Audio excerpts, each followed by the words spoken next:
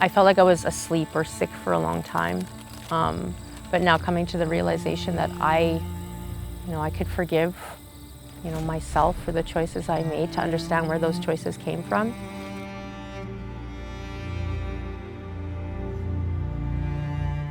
I was the last generation to attend residential school. I was there grade 9 and grade 10. I grew up in poverty, witnessing domestic violence and addiction as well. So it became normalized. And you don't see it as a problem when you grow up in it. It's just your life.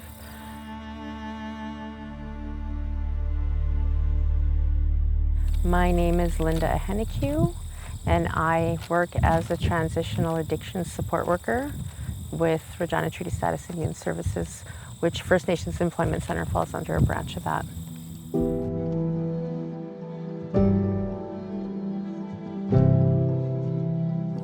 When I started to go down my healing journey and realized that I really didn't know who I was as a First Nations Cree woman.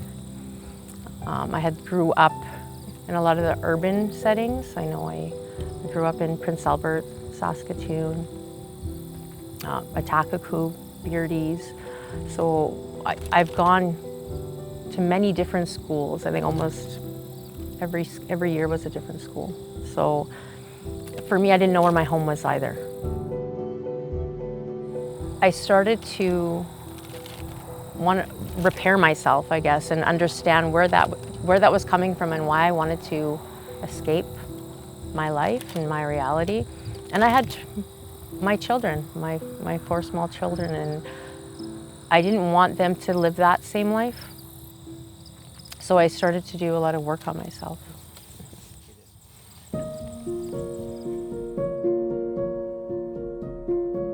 I first started with the First Nations Employment Center. I heard they helped with a career advisor. I booked an appointment and I sat down with one of my career advisors, and she was amazing. Really inspired me, and I started to take different programs through them. So they had a resume workshop and an interview workshop, and they were paid programs that taught you skills but also helped you find a job afterwards. I don't think that if I didn't have them there, it would have been a lot more difficult, because I did go through work prep before too, and I enjoyed that.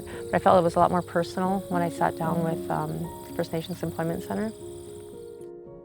If I just take care of myself and focus on me, then I can help others. And going through that darkness, I knew that I wanted to be a part of the cure instead of the disease, because I felt like that sickness for so long that I was just lost. So now that I had found who I was and found my way, I wanted to inspire others to do the same, to say, like, just reclaim who you are, recover your identity and your culture. I love my job. I love being able to connect with people, and I know that's my gift. When I sit with people and I share part of who I am and a little bit of my journey, you can see some of those walls come down. In my heart, I always knew, when I look at churches and other synagogues or the Buddhist temple they have here and stuff, I thought it's beautiful that people can just go outside and there it is.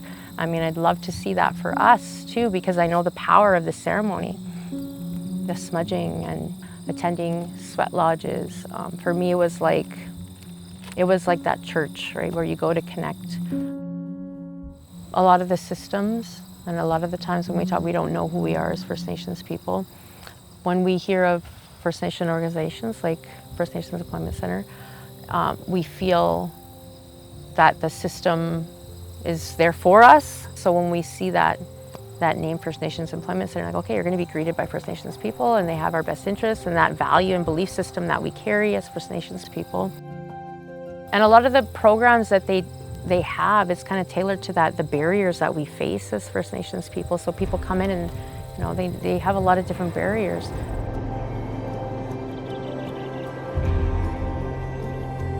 It's not just a 9 to 5 and then you're finished with this program and you're done.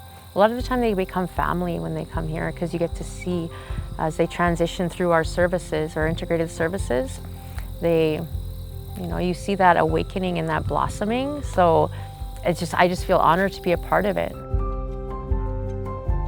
It just gives hope, it really does, that it's easy to access. So yeah.